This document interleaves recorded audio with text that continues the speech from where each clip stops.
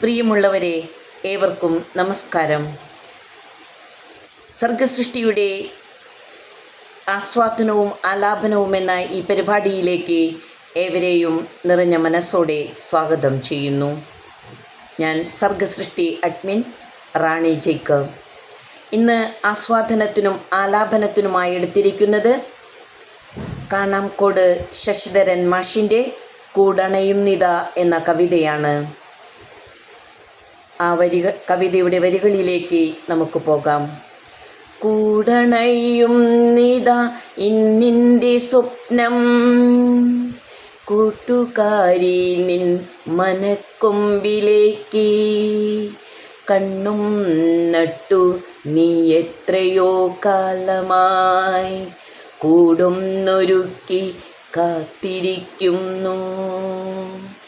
വിരഹത്തിൻ്റെയും കാത്തിരിപ്പിൻ്റെയും അന്ത്യത്തിൽ പ്രണയിനിയുടെ കൂടണയുന്ന ഒരു സ്വപ്നത്തെയാണ് കവി തൻ്റെ രചന നിർവഹിച്ചിരിക്കുന്നത്. ആദ്യ വരികളിൽ കാത്തിരിപ്പിൻ്റെ സഫലതയിലേക്കാണ് തുടക്കമിടുന്നത്. ആ കാത്തിരിപ്പിന് വിരാമം കുറിച്ചുകൊണ്ട് മാനസക്കൊമ്പിലേക്ക് കൂടണയുവാനെത്തുമെന്ന ചിന്ത രണ്ടാമത്തെ ഖണ്ഡികയിൽ പറഞ്ഞു വയ്ക്കുന്നു. എൻ മന കൊമ്പത്തൊരു ഞാലു കെട്ടാം, എന്നെന്നും ആശതന്നായത്തിലാടാം, മാനത്തെ സൂര്യനെ ഒന്നു നെഞ്ചിലേറ്റാം, നനവുള്ള തൂവലൊതുക്കി മിനുക്കാം. ആകാശത്തെ നക്ഷത്രങ്ങൾ പന്തലിടുകയും ചന്ദ്രിക മന്ത്രകോടി തുന്നുകയും നെയ്യാമ്പലൊരുക്കി പൊന്താലി കെട്ടുകയും ചെയ്യുന്ന കൽപ്പിതങ്ങൾ ആ പ്രണയത്തിനൊരു ദൈവിക പരിവേഷം കൂടി ചേർത്തു വയ്ക്കുന്നു. പിന്നീടുള്ള വരികളിൽ അനുരാഗത്തിൻ്റെ ആഴം എത്രമാത്രം ചേർത്തു വയ്ക്കുന്നുവെന്ന് ആ വരികളിലൂടെ കടന്നു പോകുമ്പോൾ നമുക്ക് മനസ്സിലാകാം. സീമന്തരേഖയ്ക്ക് ത്രിസന്ധ്യ ഒരുക്കമെന്ന പ്രയോഗം എത്രയോ കാവ്യാത്മകമാണ്. സന്ധ്യാശോഭയെ സിന്ദൂരത്തോട് ഉപമിച്ചുകൊണ്ടാണ് പ്രണയിനിയുടെ ചമയത്തെ പ്രകൃതി ഏറ്റെടുക്കുന്ന സങ്കല്പവും അതീവ സുന്ദരമാക്കിയിരിക്കുന്നു.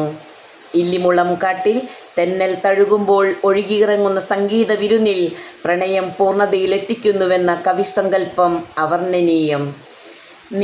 നിന്നിൽ അനുരാഗം മധുരം നിറയ്ക്കാമെന്ന വരിയിലെ വാഗ്ദാനം ആത്മബന്ധത്തിൻ്റെ തീവ്രത വെളിപ്പെടുത്തുന്നു. വിട്ടുപിരിയാൻ കഴിയാത്ത വിധം ഒന്നായി മാറുവാനുള്ള ആഗ്രഹത്തെ വട്ടയില എന്ന പദം കൊണ്ട് സൂചിപ്പിച്ചിരിക്കുന്നു. ഇവിടെ സ്വപ്നവും യാഥാർത്ഥ്യവും പ്രണയത്തിൻ്റെ നൂലിഴകളിൽ ബന്ധിപ്പിക്കുന്ന സുന്ദര അനുഭൂതിയായിട്ട് ഇവിടെ എഴുതി വച്ചിരിക്കുന്നു.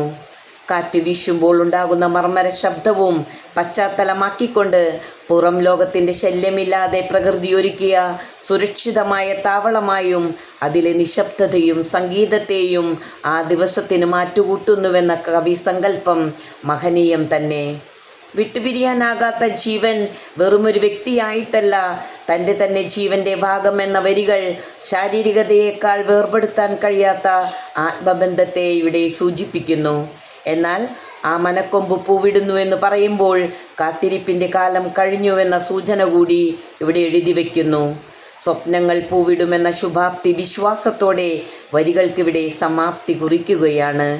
വൈകാരിക അഭിലാഷങ്ങളെല്ലാം മാറ്റി നിർത്തിക്കൊണ്ട് സ്വപ്നങ്ങളും ആഗ്രഹങ്ങളും പ്രണയത്തെ സംരക്ഷിക്കുകയും അതിൽ ലയിക്കുകയും സാഫല്യം നേടുകയും ചെയ്യുന്നു എന്ന 3 തലങ്ങളിലൂടെയാണ് ആ കവിത പൂർണ്ണമാക്കുന്നത്. നെയ്യാമ്പലൊരുക്കി പൊൻതാലി കെട്ടിയിടാമെന്ന പദം ആമ്പലിൻ്റെ ഉള്ളിലെ മഞ്ഞ ഇതളുകളെ താലിയായി കവിസങ്കല്പം നടത്തുമ്പോൾ പ്രകൃതിയുടെ പുഷ്പങ്ങൾ പോലും ആ പ്രണയ സാഫല്യത്തിന് സാക്ഷ്യം വഹിക്കുന്നുവെന്ന് പറഞ്ഞു വയ്ക്കുന്നു. വിരഹത്തിൻ്റെ ഉത്തരവാദിത്വം ഏറ്റെടുക്കുന്ന അടയാളമായ താലി എന്ന സുന്ദരവാക്കിലൂടെ ബിംബങ്ങളായി പ്രണയിനിക്ക് നൽകുന്ന ദിവ്യമായ ഉടമ്പടിയായും ഇവിടെ അതിനെ ചിത്രീകരിക്കുന്നു. പ്രകൃതി ഒരുക്കിയ വിവാഹവേദി എന്ന ചിന്ത ഏറ്റവും സുന്ദരവും എനിക്കേറ്റവും ഹൃദയസ്പർശിയുമായി തോന്നി. മന്ത്രകോടി എന്നത് വിധാനത്തിലെ നീല വെളിച്ചമായും പ്രകൃതിയുടെ നിലാവ് കൊണ്ട് വസ്ത്രം പെയ്യുന്ന സങ്കല്പം അതിമനോഹരമായ ചിന്തയും ഏറെ കാവ്യാത്മകവുമാണ്. നനവുള്ള തൂവൽ ഒതുക്കി മിനുക്കാമെന്ന വരികൾ വാത്സല്യത്തെയും സംരക്ഷണത്തെയുമാണ് ഇവിടെ സൂചിപ്പിക്കുന്നത്.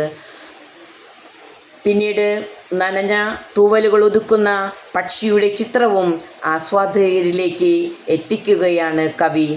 പ്രകൃതിയുടെ ഇത്തരം പ്രതിഭാസങ്ങളെ മംഗളകർമ്മമായി കവി വിഭാവനം ചെയ്യുമ്പോൾ അത് വ്യക്തികൾ തമ്മിലുള്ള ബന്ധമല്ല എന്നും പ്രപഞ്ചത്തിൻ്റെ താളമാണ് എന്നും കവിത ഇവിടെ അടിവരയിടുന്നു.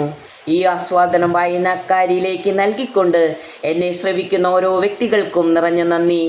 അതോടൊപ്പം തന്നെ സർഗസൃഷ്ടിയുടെ നിറഞ്ഞ ആദരവും സ്നേഹവും ശശിധരൻ മാഷിന് നൽകിക്കൊണ്ട് ഇനിയും മാഷിലൂടെ ഇത്തരത്തിലുള്ള കവിതകൾ വിരിയട്ടെ എന്ന ആത്മാർത്ഥമായ പ്രാർത്ഥനയോടെ എന്നെ ശ്രവിക്കുന്ന ഏവർക്കും നിറഞ്ഞ നന്ദി. നമസ്കാരം. ശുഭദിനം.